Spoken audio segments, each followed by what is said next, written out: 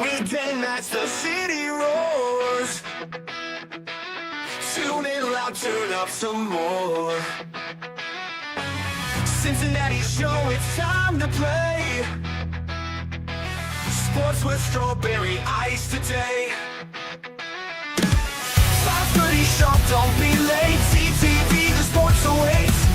Strawberry icy's on the mic, energy, it's good delight. Every touchdown, every goal. Feel the pulse, it's in your soul. Cincinnati heartbeats strong.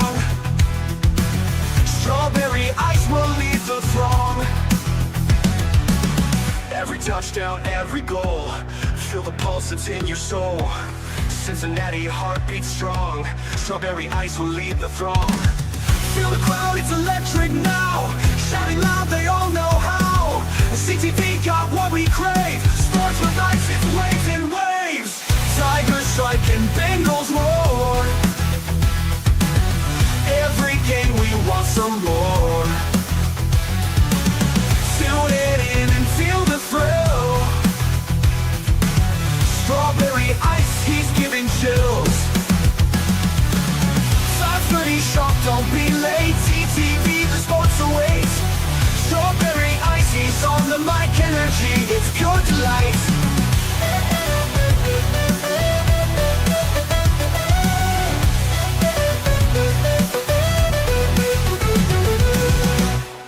Hey guys, what's going on? Welcome to the show. This is Sports with Strawberry Ice. I'm your host, the Iceman, Jeff Tronopole.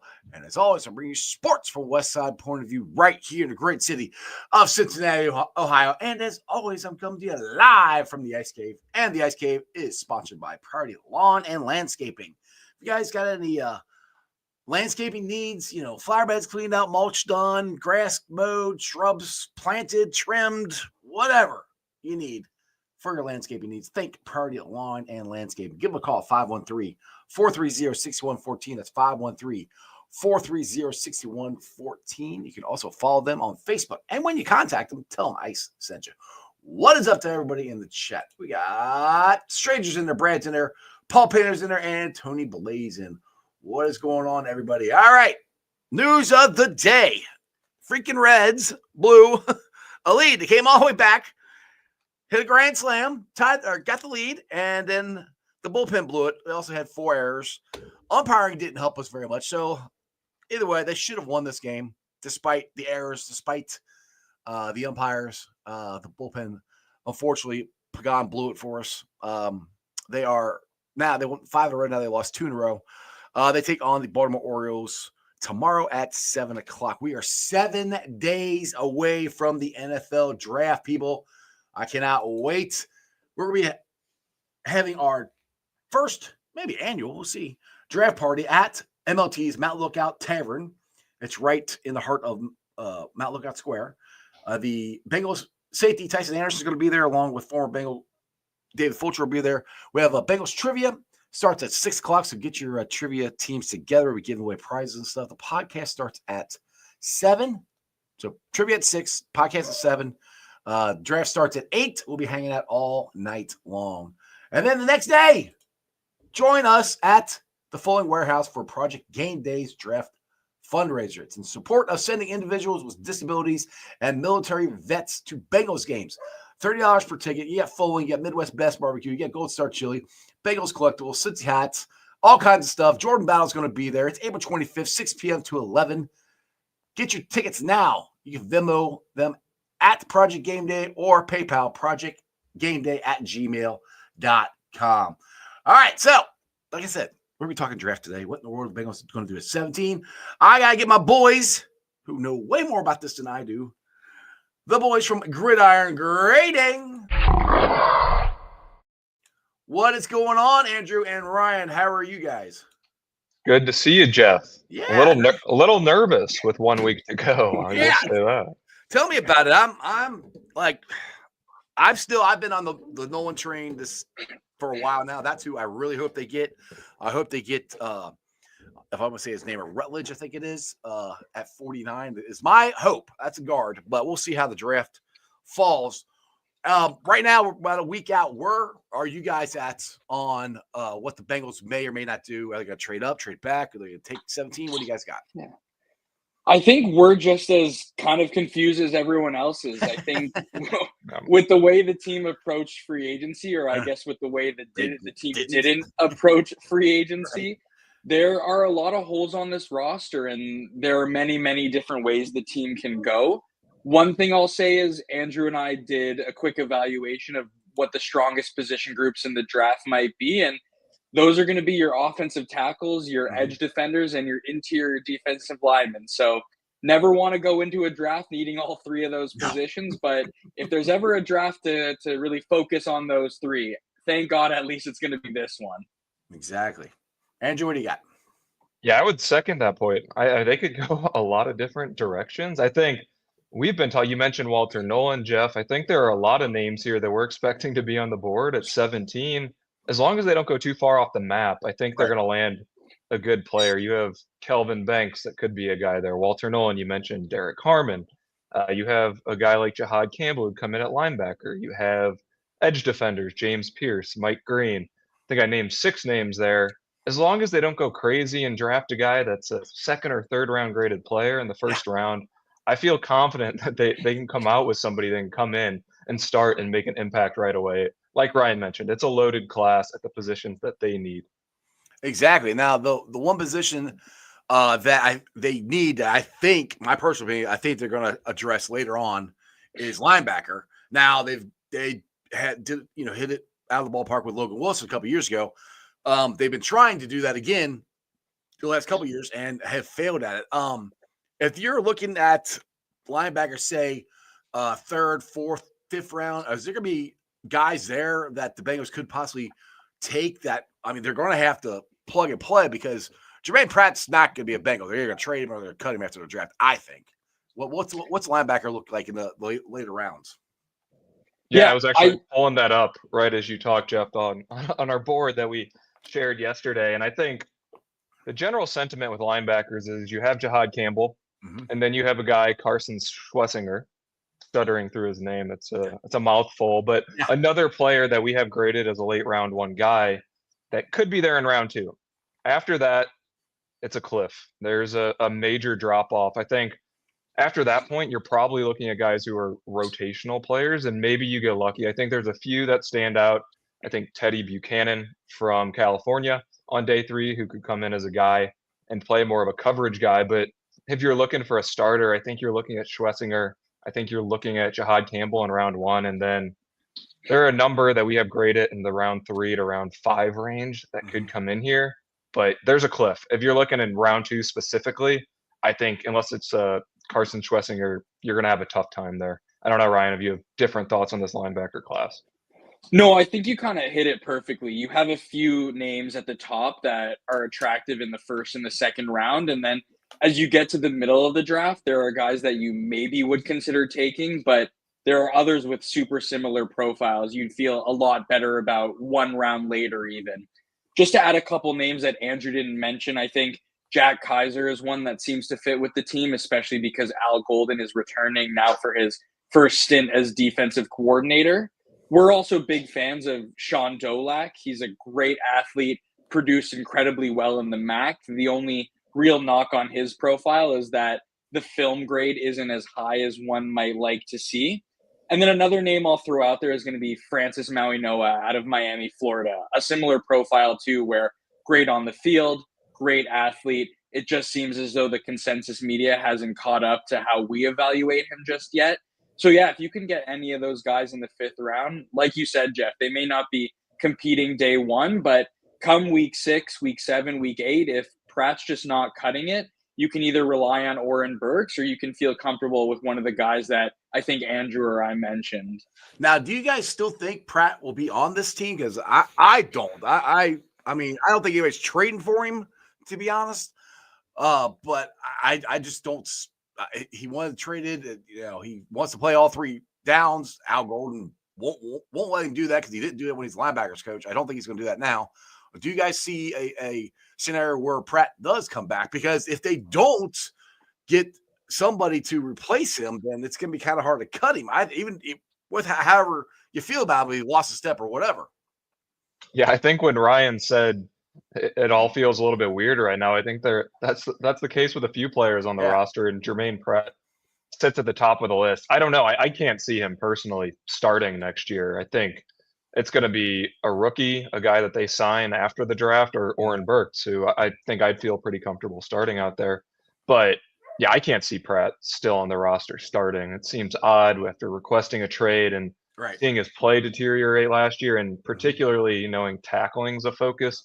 That's one thing we've been looking for in this draft class. I just don't see how he's on a fit on a defense that they need to take a massive step up this year. Now, Stranger here, he's brought this. I'm glad he asked this question because he's asked this a couple of times. Give me Dimitri Knight in round 3. What's your guys' thoughts on him? Was that one of the guys you mentioned? You ran off so many names.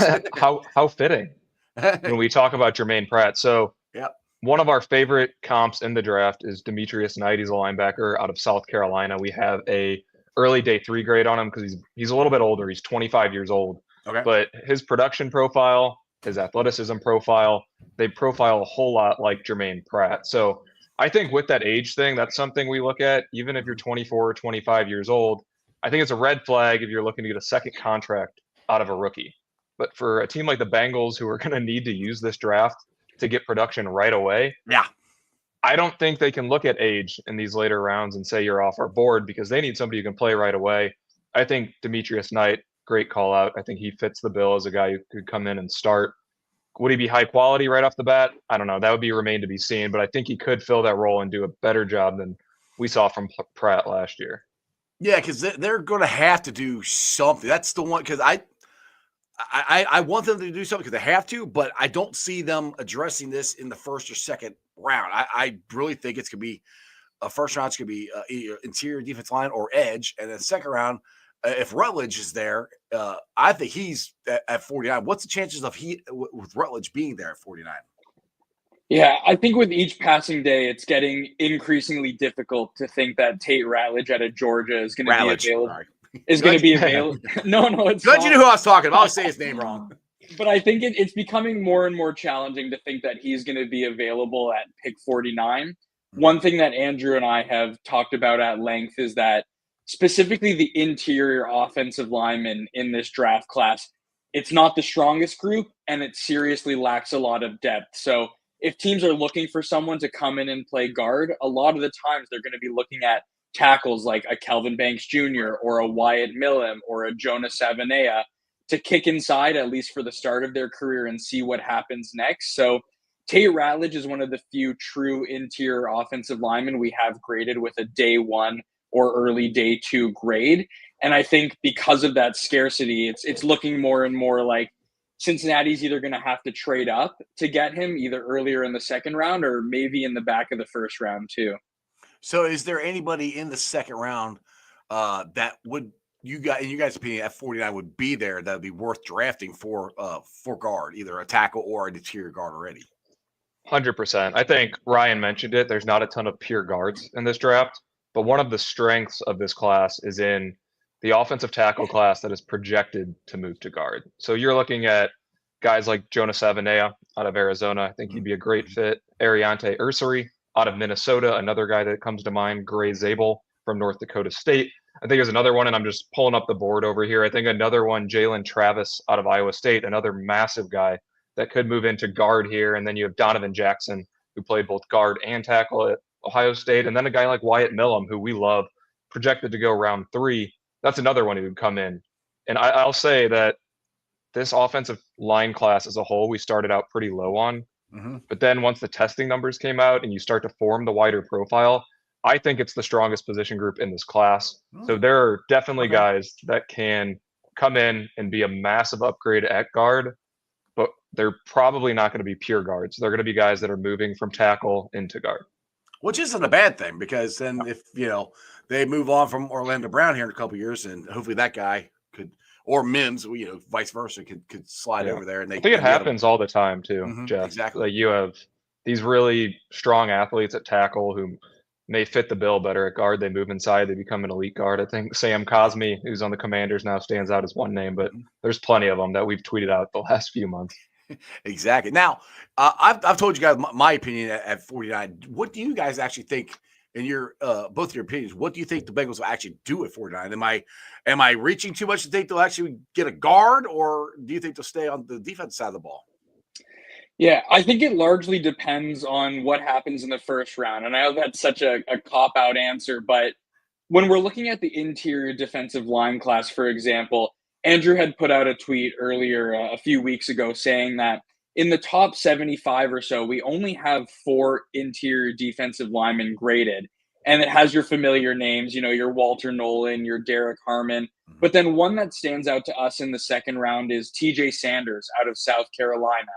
But if the team doesn't take an interior defensive lineman in the first round, and for whatever reason, someone like Sanders isn't available at 49, you genuinely question whether or not they're going to get an instant contributor at that position anywhere else in the draft. So maybe that means Walter Nolan is higher on the board. Jeff, I'm sure you'll be happy about that. Yeah, I'll take that. But I think the answer is it all kind of depends on what happens with that first pick, and that kind of dictates the rest of the board for the team. Yeah, and I usually fall in love with the guy, and then they don't take him anyway. So go ahead. Yeah, that's fair. I was going to say to that point, we've been saying Kelvin Banks is our favorite guy the last month or so. The deeper we get into this, I am increasingly becoming comfortable and excited by going defensive tackle round 1 and then coming back for that offensive tackle, offensive guard combo in round 2. And that's just because of the strengths of this class. Like Ryan mentioned, it drops off so quickly at defensive tackle, where if you're not getting TJ Sanders in round 2, there's not a guy that we would draft until 81, probably at least, more likely early day 3. So I like the idea. I think Walter Nolan is our number 1 guy there and is becoming my personal favorite. I don't know, Ryan, if you have a different opinion there, but I think it just makes a lot more sense with their needs and what we expect to be there at 49. Yeah, like for Nolan, for me, it fits perfectly because you can put it next to JT Slayton, who they just signed, and that would give the push up the middle we haven't had in God knows how long. And you give that push up the middle, it gets more pressure off Trey and Joseph Osai, who I think is going to have a good year. So that's for me, that's the guy to go get. And they have to go get a guard, I think, because they've just kicked it down the can down the road too much with not really getting anybody. So that's where I'm at now. Another guy that I'm in love with that I've loved him since like his sophomore year of college, JTT out of Ohio State. Where do you guys have him projected at going? Yeah, JTT, Jeff, was a guy we were lower on coming in, but he's actually grading out in that round 2 range. And I think for what the Bengals might be looking for, he makes a lot of sense at 49. He's just a very well-rounded player. I think you can feel good about him coming in and playing really meaningful snaps and doing a good job at it. He's never going to be an elite pass rusher, I don't think, but he holds up well against the run. He can rush the passer effectively. And for that reason, I think he makes sense at 49. If you're not going a riskier route with a guy like James Pierce early on, or even if he dropped to 49. And so he's a guy we're becoming comfortable with in that range, whether it's 49, 81. I think he would make sense and ended up grading a lot better than I think we initially thought he would. 81 will be an unbelievable get, I think, if we get him there, if he makes it that far. Just my opinion. But you guys are the expert, not me. Paul Painter here. Yes, Kiner, the running back out for the Bearcats, he was at the Bengals facility this week. So they have taken a look at him. So the Bengals probably are going to draft a running back in 4th, 5th, 6th round, somewhere around there. Do you think? What's your guys' thoughts on Kiner? He's a local guy. We love him. We love to see him in stripes. What do you guys think on Kiner? Yeah, our grading was not a big fan of Kiner's coming out. The production just didn't match what the rest of the class really has to offer. And looking at this year's running back class, I think it's one that has some really great names at the top, but it also has a lot of depth in all of the rounds throughout the draft, to where Andrew and I think, would agree that there are plenty of other names we would want to target, whether it's throughout the draft or even as a UDFA, before we get to Kiner. And not the greatest athlete either. I think that's something that detracts from his game as well. So, yeah, not overly excited. If you want to bring him in as an undrafted free agent, why not give him a shot? But otherwise, yeah, I don't think we'd want to commit any draft capital to him as a player on this roster. Matt Jenkins here says if Campbell falls, it'd be hard to pass him up. Where is he at on his shoulder? Are they Still Yeah, worried about that, or I mean, he's going to be out the first few weeks at least. So if you're looking at a team like the Bengals, I don't know if they have that luxury. I mean, we've that's what I'm seen them. saying. Yeah, They've started slow the last few years, and that can derail a season. And for them right now, I don't think they have the luxury of saying, "Hey, we're going to pick a guy that's not going to make an impact right away." They need to find a dude who can come in and start right away. And we love Jahad Campbell. I don't love Jahad Campbell for the Bengals in the first round. That's where I'm at. It's like we need somebody to start right away. Go ahead, Ryan. Sorry. No, I was going to say, because of the injury, Campbell's going to be a great player for a team drafting in the mid to late 20s, to where they were maybe already in the playoffs last year. They don't necessarily need someone to come in and play snaps right away for those first few weeks, as Andrew mentioned. And then so long as he recovers and he gets healthy, that's the kind of player where for that team in the mid to late 20s, in the second year of his contract, he's going to be an absolute wrecking ball. And as much as we think he would be a great player for the Bengals, just given the situation and everything going on with the team, this is where you get into an issue to where you have needs and you have value. And unfortunately, the needs in this case sort of outweigh at that point. Yeah, unfortunately. Like I said, I've said that for a linebacker, trust me, scares me because we need to add somebody, but we got to add so many other guys because they've screwed this draft up the last couple of years. We have too many holes and they're trying to fill them with the draft. So I'm with you guys on it. I would love to see him in stripes, but I don't think the Bengals can take that chance because, like you said, Andrew, they need just have somebody come in and plug and play and start right away. I mean, they really need they need to hit on at least 3 to 4 out of these 6 picks. They have to nail them. If they don't, it's going to be a little difficult. If they draft like they had the last couple of years, and which hasn't been good, it's gonna be we're basically have the same team we had last year, which is not what we want. Yeah, they need to find a way to get more picks in the middle rounds. That's where we have a lot of our guys graded. A lot of our favorites in this class are in that 50 to 120 range. So whether that's trading back in round 1, the problem is there's not going to be a lot of teams looking to move up in this class. I think there's a few prospects you could look for that teams might come trading up for there. Maybe a wide receiver like Teteroa McMillan. I think Ryan and I, if we see a trade back scenario, it's a team coming up for him. But other than that, I think looking to trade back at 49 potentially, they need to find a way to get more picks. Because Jeff, to your point, they need to hit on 3 or 4 of these. They only have 6. The draft can be really a lot of lottery tickets. At the end of the day, we love to say the process is perfect. We know what we're doing. But at the end of the day, there's a lot of factors you can account for here. And having more picks is the way to mitigate some of that risk. And I think for them right now, that would be really helpful. Yeah, another thing that could happen for the Bengals to be able to trade back is what if Shedeur Sanders really starts dropping? Like, say he gets past the Giants and gets past Cleveland. What if they go, oh shit, maybe we want to jump back up and get in front of the get back in front of the Steelers before they can draft him? That's something I can see. Now, Shedeur Sanders to me is the most talked about. People have him going high. He's gonna be a first round pick. Some people have him going to the top 5. Some people have him dropping down, to the middle of the first round. Where are you guys at on Shedeur Sanders? Yeah, so we have him with what we consider to be a borderline first round grade. I think because of how much teams value quarterbacks, we're relatively confident that he will go in the first round, probably a lot earlier than we would necessarily take him. But you can't fault a team for that. It's the way the NFL is built right now. You have to get a quarterback. You have to get a quarterback. Oh, 100%. Yeah. He's currently the second quarterback on our board, second behind Jackson Dart, which we know is quite different from a lot of other media members out there. What really impressed us about Dart was just the production he had in college. And people can say whatever they want about the Lane Kiffin offense at Ole Miss. We try our best to factor that into the evaluation. But I think to your point, Jeff, it would be super rare to see a draft where only 2 quarterbacks go in this first round, let alone only 2 quarterbacks going before 17. I think we even saw in the Kenny Pickett year that despite what some people think about quarterbacks, there will always be a premium on them if a team thinks they can mold them into at least a serviceable starter down the line. So I think that's a great point, whether it's a Shedeur Sanders or even a Jackson Dart as you get to that 15 or 16 range, there is a good possibility someone might want to trade up. And like Andrew said, that would be great for a team like the Bengals just to get more picks and really have more dart throws so they can take a lot more chances.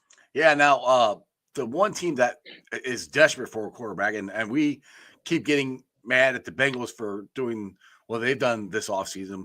And I love seeing this team screw it up, but the Steelers have completely screwed this offseason up with their quarterback. They don't have a quarterback. They got, Rudolph the Red-Nosed Reindeer, whatever the hell his name is, as their quarterback right now, like the only one they have. So I think Shador or Dart is going to be in Pittsburgh, which I hope they don't. That doesn't happen. I hope they get somebody else, but that's kind of where they have to get a quarterback. I mean, the Browns got quarterbacks, the Giants got quarterbacks. They could technically wait till next year because next year's a better quarterback draft, quote unquote, compared to this year.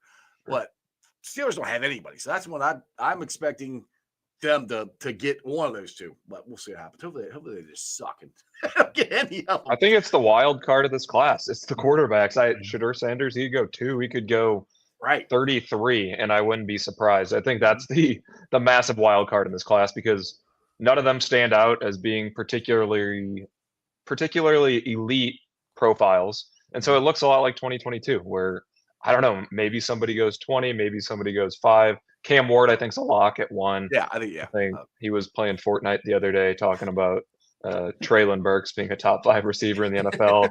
So he seems set to be there. But you really don't know. It would be lovely if a team came up to that 17 spot, get ahead of the Steelers. Yeah. But I think that would probably mean the Bengals are trading all the way back into round 2. And I don't know, we could debate how we feel about that. Yeah, I don't know if I'd like that or not because we need impact players, and especially if you're trading out of the first round and Nolan is freaking there at 17, I would not be happy because I don't know. I'm really high on Nolan. I think he could be an impact player at that position that we haven't had since Geno Atkins was there. So that's where I am at. Let's see. Stranger here says, give me running back Taj Brooks in the 6th round. What you guys' thoughts on Taj Brooks? Yeah, I mean, he's one of the many running backs we have graded in the day 3 range. I don't think there's anything particularly that stands out about Taj Brooks. I think he could come in and take carries. I think there's got a lot of guys in this class that we're higher on that fit as having starting running back profiles. I don't know where the Bengals are going to pick one. That's the problem. If they wait until round 6, then Taj Brooks makes sense. But if we're looking for a real guy who can come in and get meaningful carries, I'd like to take one in that round 3 or 4 range. Maybe get a guy like DJ Giddens out of Kansas State. That would be awesome. But Taj Brooks, yeah, sure, on day 3, he's one of the guys we have with a solid draftable grade there. All right, get to Dustin's here. I'll get the fuzzy balls. I got a $5 super chat for you. I'll get you that one here in a minute. Dustin here says, so if we draft Walter Nolan, what is considered a hit with him from a production standpoint? There's a reason I asked. I think Bengals fans are highly overrating some of these pass rushers at D tackle and D end. A hit with Walter Nolan would be he comes in and he's immediately the best pass rushing defensive tackle on the team. I mean, if we look at a metric like pass rush win rate from PFF, I would be looking for a guy who won 8 to 10% of his rushes as a rookie. I think Walter Nolan could do that. That wouldn't be particularly elite, but even if he's in the top 50, that's a hit for me. If he's able to play 60% of the snaps, I think that's a hit as well. They need a guy who can rush the passer, though, so it would be a hit for me if in year 1 he could come in, win 8 to 10% of his rushes, do something above what they've had out there. I think he could do that. He profiles as a guy who can come in and be a starter right away, and he has infinitely more upside than either of the guys they picked last year. He's got a very solid round 1 grade. He can play against the run. He's strong against the pass. He has the 5-star pedigree from high school. He's young. So, yeah, he's a guy you could be really excited about. And I think, yeah, again, a hit would be winning somewhere in the top 50 among defensive tackles in the NFL as a rookie in terms of win rate. Now, how much of an impact do you think he would have on Trey Hendrickson, Joseph Ossai, Miles Murphy, as far as getting the double teams, especially Trey Hendrickson, getting double teams off of him? And just the impact of having the presence of a pass rusher in the middle. How much more would that loosen up the outside, you think? Yeah, I think that's a big reason why nobody else other than Trey Hendrickson has really been able to contribute on the pass rush front. Trey is just that good that not only can he make wins happen by himself, but he really does overcome the lack of pass rushing talent on the team. But when an offensive line has to dedicate an extra person, whether it's another offensive lineman or a running back or a tight end, to someone other than Trey Hendrickson, it really does open up pass rush opportunities, not just for Trey, but for everyone else on the roster. And as Andrew and I are sort of reevaluating our process each and every single year, what we're learning more and more is that interior pressure is incredibly valuable because it gets to the quarterback faster than anything around the bend. And if you can cause disruption within the first 2 or 3 seconds of the snap, that's where your defensive ends and your edge players can really bend and start to feast. So if a guy like Walter Nolan can come in and crash the pocket and really cause a disturbance in both the pass and the run game from the middle of that offensive and defensive line, that's something that's going to benefit the rest of the team. It's going to free up the linebackers. It's going to mean that your defensive backs don't have to be in coverage for 7 or 8 seconds on every single passing play. So it's hard right now to say what the exact impact will be in terms of numbers, but absolutely that will be felt by everyone else on both sides of the ball. And that's a big thing to have for any team. Exactly. $5 super chat here from Fuzzy Balls. There will be plenty of quality running backs available in round 6. I would prefer the top 5 picks be defensive and offensive lines. I actually agree with that. I don't have any issue with that whatsoever. What do you guys think? I think that's fair. You're probably not getting a guy that will ever be a starter completely when you do that. And I think starting right. We have Chase Brown, so we just need somebody to get carries off of him.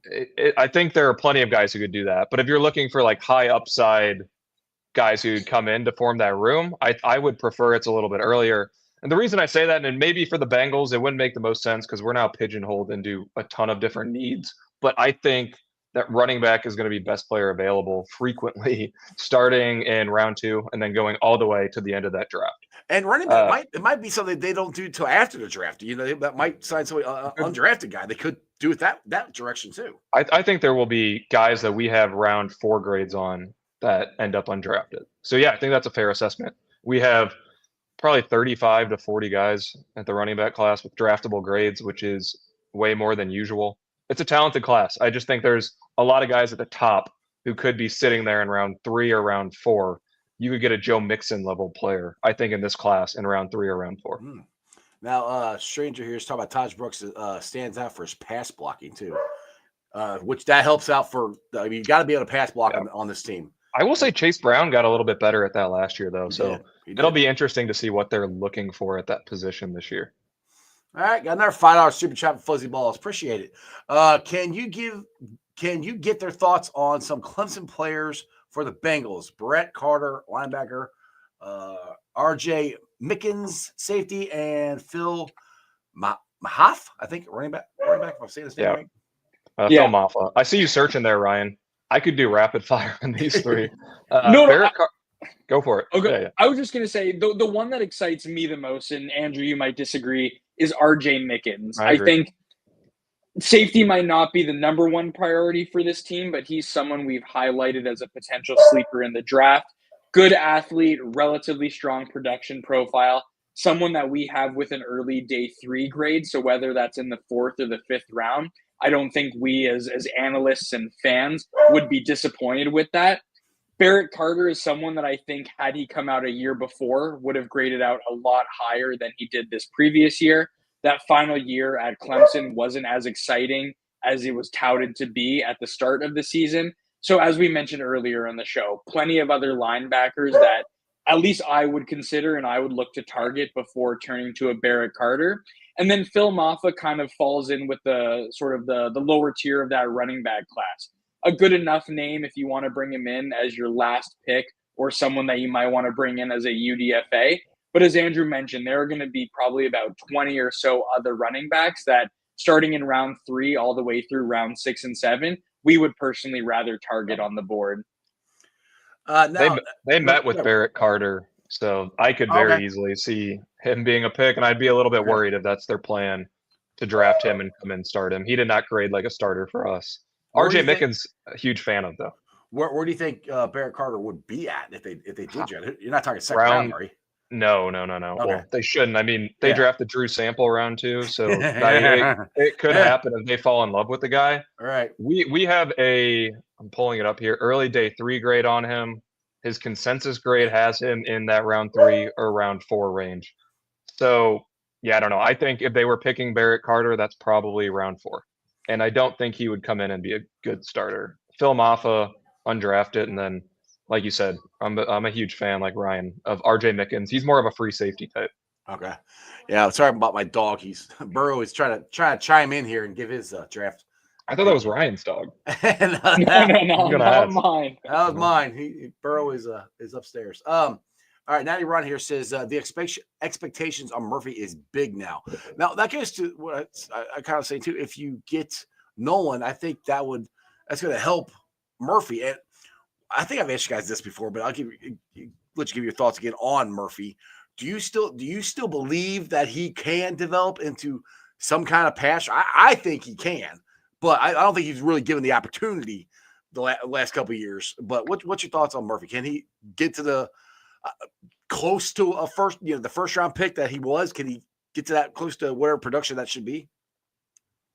I hate answering this question, Jim, because I think what Bengals fans want in our evaluation is I don't think he's ever going to be a good or even elite. Definitely not elite. Probably won't ever make it to being a good pass rusher. You didn't like the draft pick to begin with, right? No, he's a super athletic guy.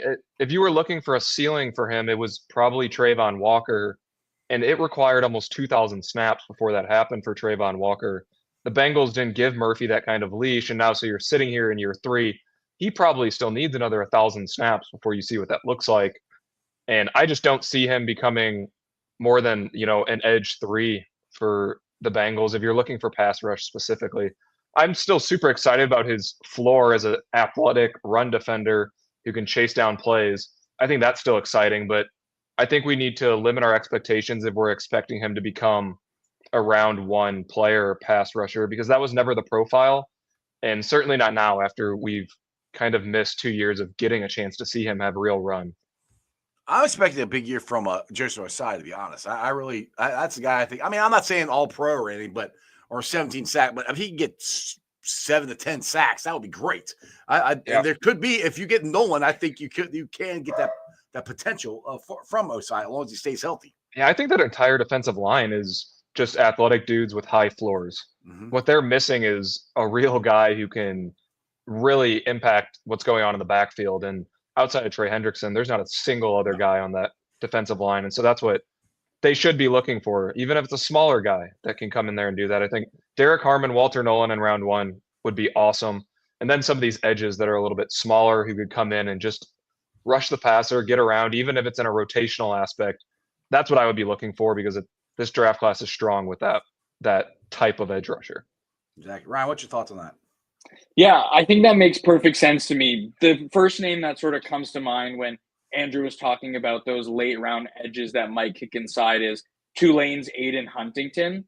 Incredibly strong pass rushing profile. Probably doesn't offer you much in the run game, but with where he's being projected to go in the draft right now, that's someone that you can target with your 5th or 6th round pick. And while he might not be playing every single down, is someone that you can come in and expect to be a disruptive force on the interior. But yeah, when we sort of kick it back outside to players on the edge like Osai and Murphy, I think Andrew's perfectly correct in his evaluation. Those are guys that in college didn't necessarily show that they would ever be elite pass rushers. And that's something that we look for when we evaluate draft prospects. The easiest way to know if a prospect will translate is to at least have seen that they've done it on the field in the college level. And that was something for Murphy especially that just wasn't there when he was coming out.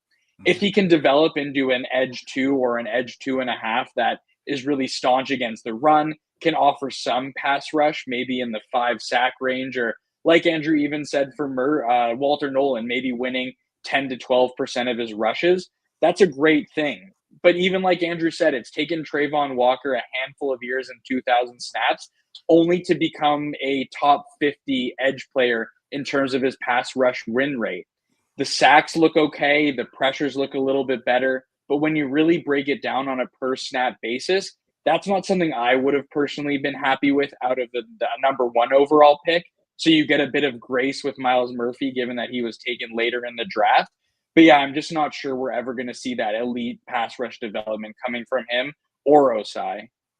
Yeah, that's unfortunate. Like I said, I'm a little higher on Osai, but we'll see what happens. Dustin here. My concern with Nolan, I don't see him making it to 17. Pass rushers being a premium, and what the Eagles did in the Super Bowl, teams are copycats and will try to grab him early. But he's not really a lot of projections I've seen. He's not really moved up. He's right around 15 to 20 range. Is that kind of where you guys are seeing him? Yeah, I'm pulling it up right now, Jeff. Yeah, he's in the early 20s range if you look at consensus and film grades. Yeah. So, yeah, I don't know. I mean, sure, I think there's always the possibility, but I don't think we as a fan base should go in expecting that he won't be there because that's right where he's slotted right now. Yeah, there's always the possibility, but in that event, I think a guy like Derek Harmon's still there, and he could make a similar level of impact. Yeah, the only thing that would suck if he's there and the Bengals don't draft him, then I will throw something at the TV. That would suck. Depending on who the pick is, yeah, that could suck. I could. That's my fear. I can see them doing that and just pissing me off. Like, oh my god! All right, Fuzzy Balls, you kill it today. Appreciate it. Another $5 super chat. Do you guys still consider Jalen Ramsey a lockdown cornerback? No, I don't. And would you consider a straight trade for him? No, I wouldn't trade for him either. I want nothing to do with that dude. I'll ride with Jeff's answers. Yeah, no, those are going to be quick no's on that. I think Trey has a better chance to re-sign in Cincinnati than a Jalen Ramsey would on a straight-up trade, and that's something that I think the team wouldn't even consider a few years ago, let alone right now. So we can put that one to bed pretty quickly. Yeah, I might, like I said, I might trade for him. You're talking 2022, but I wouldn't trade Trey for him. But I might trade for him then, but still not Trey, if that makes sense what I'm saying there. All right, Natty Ron here. What about Kevin Banks from Texas? Kelvin Banks. Love him. Calvin Banks, yeah. Kelvin Banks, yeah, he was a left tackle at Texas, started for 3 years. On film, he's 18 to 20 years old, so he was putting up great production, great film at left tackle for Texas. He is probably going to move inside to guard as well. I think, him and Walter Nolan are neck and neck for us at this point. We have Kelvin Banks graded higher. I think the draft lines up better to take a defensive tackle there. But in terms of pure prospects, I'd prefer Kelvin Banks over any defensive tackle. I think you feel very, very, very confident in that evaluation and him becoming a good to great guard in the NFL. And I do think that there's the opportunity a few years down the line for him to bump to left tackle if that was something they wanted to consider. Now, that's one thing I'll be disappointed, but if they do draft a guard at 17, I'll be disappointed, but I won't be upset. I won't throw something at the TV if they do that. If it's an elite guard, and especially a guard, you can do that as a rookie. Yeah, at this point, I mean, that's exciting. Yeah, because I mean, to me, we talk about running backs and this running game a lot on this podcast before. To really establish your run, you need guard play, and if they're not going to have a great defense, this offense can go out and score quickly. Well, we need to be able to control the ball and run the clock out and keep the other team's offense on the sideline. That's another way to play defense is keep the ball longer. You do that by controlling the ball and running it, and guards do that. So that's where I really want to get a guard there. We need to be looking out. I agree with you, Jeff, because we found that there's a huge positive correlation between athleticism at the guard position and their ability to run block. The Bengals have been rolling out the least athletic guard duo in the entire NFL. So I think that's something, it's a baseline thing we look for offensive linemen. But as fans, I think we need to be really critical this year of looking for those offensive linemen, specifically guards who are athletic, or at least meet baseline. We'll call it 70 to 80th percentile. And then we would love the production too if it's there, but they really need to upgrade the athleticism on the interior. Do you guys look at the RAS scores a lot too, our relative athletic scoring? We do, yeah. And that was something in the earlier years of our process that we leaned heavily on. But one thing that Andrew kicked off for us this year was to really take a look at the individual metrics, tests, and measurements that are done at every single position and try and figure out which among those have the strongest correlation to success and which you should really be looking at and really lean into to at least have a better idea of who the better athletes are that will find success in the NFL. So it was a lot of work, and Andrew definitely did the majority of it. But we took a refreshed look at athleticism using a lot of the data that Kent puts together to create what we called size-adjusted athleticism. So we decided to take this new approach, again, to figure out what those tests and measurements are. And you'll see those scores on our board and on our web app. And that's a better reflection of who we think are the stronger athletes in that class. Yeah. And like Andrew said, especially on the interior offensive line, you're going to want to find a super strong athlete there. And a guy like Kelvin Banks checks that box. Yeah, you're looking for, just to build on that, you're looking for a guy with a great shuttle time, big hands, which I know has been kind of like a comedic aspect of this. We found that hand size matters a lot. Sounds crazy, but it does matter. And then you're also looking for strong bench press numbers. So if you combine, just in like you think about it, right, the ability to work in a phone booth, and that's those agilities, and then control at the line of scrimmage, that's strength and hand size. So you have bench and hand size. So if we can find and mix that measurement side, the strength side, and the shuttle times, that's where you start to find those good guards. And there are plenty of them in this class. So that's what we're going to be looking for. And certainly we'll be tweeting about it, whoever that pick is for the Bengals. Now, Ryan, you said you have a web app. Is that what you said you guys have? We do, yeah. So we're always looking for ways to innovate and sort of make the presentation of our board and our data a little bit better and stronger each and every single year. So we still have our traditional Google Sheet. That's a great resource. We're going to update it live with every single pick as the draft goes on. So fans will be able to see the draft value of each pick, but also the overall draft value of our team. But in addition to that, Andrew sort of kicked off a coding project to where we have a filterable web app, which is a really new way of presenting all of our data. You can filter by name, by position, and also by any of the metrics we have on our board. So if you're looking for a early day 3 linebacker with an athleticism score that's greater than 70, a production score that's greater than 70, you can pop over to our web app and do all of the filtering as well, just to really have a user-friendly product that's a little bit better than just your classic static Google Sheet each and every single year. Now, where can people find this at? Yeah, so right now it's limited access on our Patreon, but what we will say is it is entirely free. We just know last year when we were sharing the links with everyone, Twitter thought that we were spamming and we were bots, and we promise we are real. That is not the case. We are not robots at all. That was brutal. Yeah, that was tough. No. Twitter was not a fan of sending the exact same link to a couple hundred people within a day. So they can find us on our Patreon. That's available on our X or our Twitter page as well. But we're probably going to be releasing those to the greater public much closer to the draft, probably sometime early next week, just because we want this data to be available to everyone. We do it for fun. We do it because we love it. So yeah, the first step would be, if you want it now, absolutely check out that free Patreon. If you don't want to do that, you're more than welcome to wait the extra week, and that will be available sometime early next week for you. There you go. All right. You guys can hear me, right? I knocked my microphone out for a little bit. You can hear me? I can hear you. Sounds like you're in a space helmet a little bit. I kind of like it. Right. It's cool. Hold on a second here. Let me. Like interstellar vibes. It switched microphones on me. Hang on a second here. I'll do my robot there, and I hit my microphone. What was the name of that robot from Interstellar? I think Tars was his name. That's kind of who you sound like, Jeff. Does that sound better? Yeah. Oh, much better. Yeah, that's classic. All right, there you go. All right, so Dustin Croft, thanks for the 2-hour super chat. Starks, Nolan, Will Johnson on the board. Who are you taking? I'm taking Nolan, but anyway, go ahead. Yeah, it's not even close for us. Walter Nolan. He's 30 to 40 spots ahead of the other two guys. I think Starks and Johnson are two of the guys we're much lower on than consensus. And I think on that app that Ryan mentioned, we have these little red flag icons next to guys that we think have big risky profiles. There's only 30 of them. Will Johnson and Starks are two of them. Okay. Natty Ron here. It's my guard here. Do you all know about Miles Frazier? I do not. Do you guys know about him? I do. He LSU guard. We have a round 3 to round 4 grade on him. I think he's probably going to go in the round 2 range. He's one of the guys I'm worried about the Bengals taking in round 2.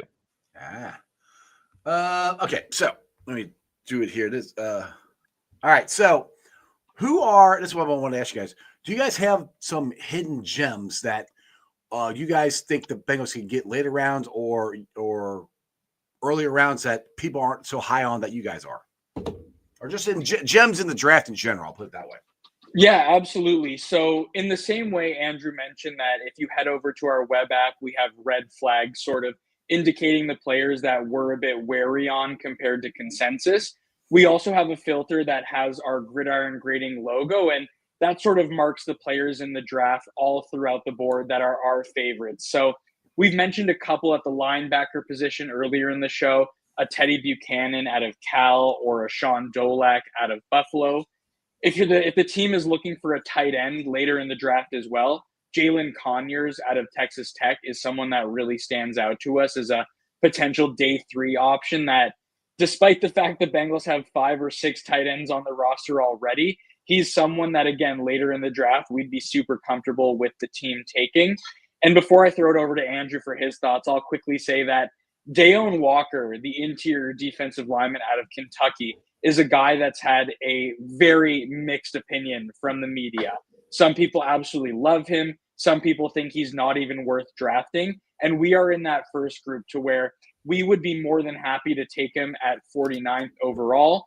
If it comes to 81 and he's still on the board and the team hasn't yet taken an interior defensive lineman, I won't speak for Andrew on this one, but that is a sprint the pick to the podium type of pick for me. So he's someone that is a favorite for Mars, despite some really diverse opinions out there in the world. Yeah, I'm in agreement there. I think, guys, I would add Cam Scatabo out of Arizona State. You're talking about man crush there. I love Scatabo. Yeah, because we were talking about running backs, right, Jeff, that could fall, could be sitting there in round 3. That's the area where I would be absolutely pumped. I would sprint the card up for Scatabo if he makes it to 81. We could also think about tight ends. Terrence Ferguson is one that we are very high on. He could be there at 81. We think he profiles as a tight end 1. Another guy, a pass rusher from Central Arkansas. I think we mentioned him last time we were talking, Jeff. David Walker, a smaller guy, profiles like a Brandon Graham type of player. He was an incredible pass rusher at Central Arkansas.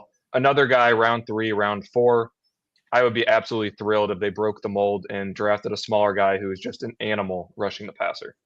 Stranger is not a fan of Scatterby. He says this every time because he doesn't pass block. Him in the receiving game is one of his strengths. I would be very excited about him out there. Hopefully he can get better pass blocking. We'll have to see. Nanny Ron here wants to know, do you guys think the Bengals address safety? I think so. I agree with Andrew. I think it's absolutely a possibility. Geno Stone, while we loved what he did in Baltimore that final year there, was, I think we can all agree, a disappointment in his first season in Cincinnati. Don't let the improvement over the final weeks of the year fool you. Andrew and I were talking about this earlier, but they played some of the worst offenses in the entire National Football League to close out that year. So a lot of the interception numbers and a lot of the other metrics were definitely inflated by playing against those lesser teams. And we also don't really know what the team thinks about a Jordan Battle. We thought that was a fine pick when it was made a couple years ago, but obviously the team didn't think that way because they had to bring in a Von Bell, whether it was for his actual play on the field, which I really hope it wasn't, or just because he was a strong leader in that locker room. So there are definitely a lot of questions in that part of the secondary than there are at the outside cornerback position, for example. So yeah, we'd absolutely understand if they took a safety. And someone that we've had our eyes on is Penn State's Kevin Winston. He's arguably the best tackler at the safety position, has some versatility to play both that deep free safety or in the box as well. And that's a guy that I think comes in and could be an instant impact player, whether that's as one of your traditional safeties or in special packages. So yeah, safety is definitely a need for this team and wouldn't be surprised if they address it. And a safety who could tackle would be awesome because we need players that can freaking tackle. All right, Fuzzy Balls. You should do this every day. $10 super chat. Appreciate it. Catch rate over expectation is one of the most underused factors when considering receivers. T. Higgins has a lower RAS but has led the NFL twice in his first 5 seasons. Why isn't this factored more? I'm not familiar with catch rate over expected for college statistics, and I feel like we scan the whole internet for everything available. I will comment on the relative athletic score. I think one thing that's interesting with Higgins, yeah, he wasn't a great athlete, but he was 20 years old when he tested. We see that sometimes with these younger players where they're not fully mature at that level. And you see younger guys. I think Zay Flowers was another one that break out and maybe didn't have a great RAS score. That happens. But yeah, I think T. Higgins, his strength was always being able to win in contested catch scenarios. I will say his production profile was incredibly strong. If we would have been grading T. Higgins 5 years ago using our current process, he would have had a round 1 grade. So it was there. It was in his profile. The Bengals have always done an excellent job drafting receivers. So they saw something there that was a flashing green light, and I'm glad they made that pick. Yeah, they that's one thing you can say about this organization. They do know how to draft wide receivers. Offensive linemen, not so much. They gotta get better at that. Dustin here talking about Nolan. He says reports from the Senior Bowl is Walter Nolan kind of got locked up. Did you guys hear? I didn't hear that before, but did you guys hear that before? I assume he means in one-on-ones. I don't know. I didn't see that. Everything I'd heard from him was he performed well there. So not entirely sure. I think people came out of that with more conversations on the character side than they did on any of the performance level. I still really haven't heard what the character stuff is. I mean, have you guys? I mean, I've heard he transferred a lot. I think depending on the source you listen to, it sounds like those transfers all made a lot of sense. The character stuff with him is not something I would be worried about. It's not any of those red lights that you saw with, say, a Jermaine Burton pick last year. Yeah. Well, the one like Green, he's got. I'm more concerned about his character stuff, and then the kid from, I want to say Tennessee. I think that's who the James other one is. Pierce. James Pierce. Yeah. His, I don't like what they said where he quits. He doesn't have a high motor, and like that's not a good character trait to me. If that to me that's a big red flag right there. It's the hardest thing to evaluate for like us from the outside looking in. You're just reading reports. I mean, this is why the Bengals are bringing them in. They brought in Pierce for a visit. They've talked to Nolan. That's where they're getting that information. I think we can assume that they don't make that pick, it's because they agree that there were character red flags there. Right. But yeah, for guys like that, it's so hard to factor that in. I think from what you hear about Green, that's more of a criminal charge. Yeah. That's a little scarier. Mm-hmm. James Pierce, my understanding is he's just more of an introverted guy. So he kind of be on his own a little bit. But if you're a really, really good football player, I don't see that being as big of a problem. So if that's the only character flag, I'm still running to the podium for James Pierce.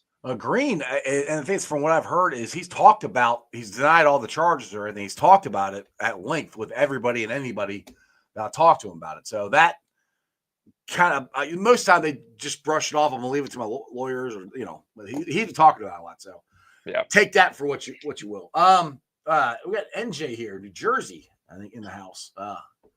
Thanks for joining the show. What do you think about Josh Cornell at 17 or Emory Jones? Jones, sorry. I mean, Josh Connerly is someone that grades out super well for us. I'm looking right now. He's the 14th overall player on our board. So I think in terms of value, that's a pick that we wouldn't be disappointed in or upset at all. I think Andrew and I prefer some other offensive linemen. I mean, we talked about Kelvin Banks Jr. at length, and that would be someone that would actually get us incredibly excited at that selection. But if it's Connerly, yeah, I would have no issues.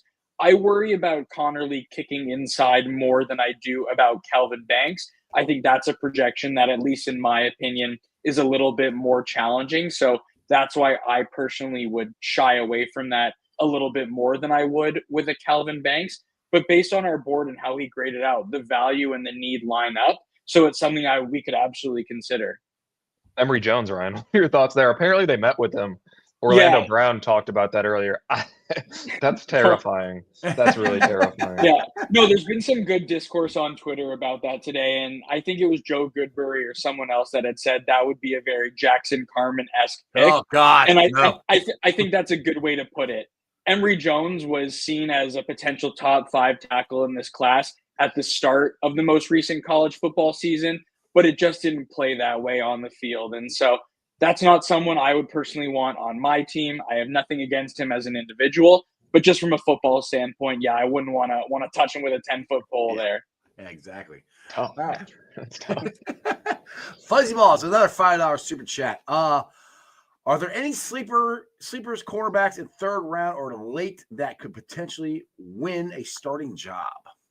Win a starting job? I'll give you two. I think they're for the Bengals, maybe not, because I think they're pretty set with their three there: Turner, CDB, and Dax Hill blanking there. But I think Za Frazier from UTSA, he has a round 2 grade for us. He's probably going to go round 5 or round 6. He's a boundary cornerback. That would be an awesome pick if they were able to make that and say 5 or 6. I think he would be an instant upgrade over a guy like Josh Newton on the boundary. And then Jordan Hancock from Ohio State. He was there at the local pro day. We also have a round 2 grade on him. He'll probably go round 5 or round 6. He's more of a slot guy. So those are two I think that stand out for us. I'll say overall it's a pretty weak cornerback class, but those are two guys that, hey, if you can get them late day 3, that'd be awesome. All right, Trevor here. So do you guys think if Green is there, that's the pick?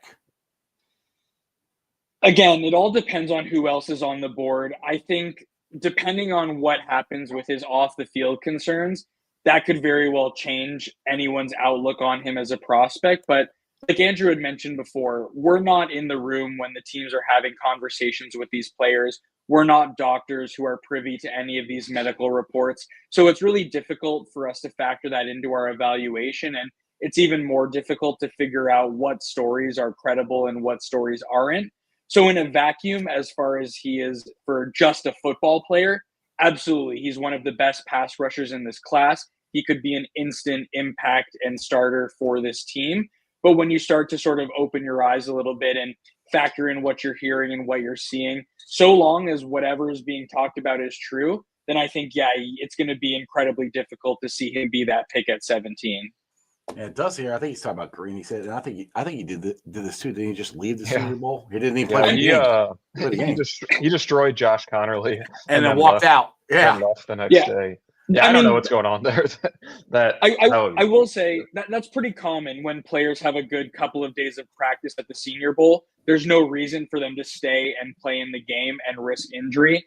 Like the comment we saw earlier about Walter Nolan getting locked up, a lot of people and a lot of fans put stock into those drills to a degree that maybe Andrew and I wouldn't. And so if there's really strong buzz on a player like there was with Mike Green when he knocked Josh Connerly on his butt, I mean, that's the kind of thing where you pack up your bags, you've made yourself a couple $1 million more. And then, you just go home, you start training for the combine, and you enjoy that soon-to-be pile of money that you get to have by your side. Yeah, exactly. Like Deuces, I'm out. I'm good on that one. That's a mic drop moment. Which I saw that live. He freaking flattened him.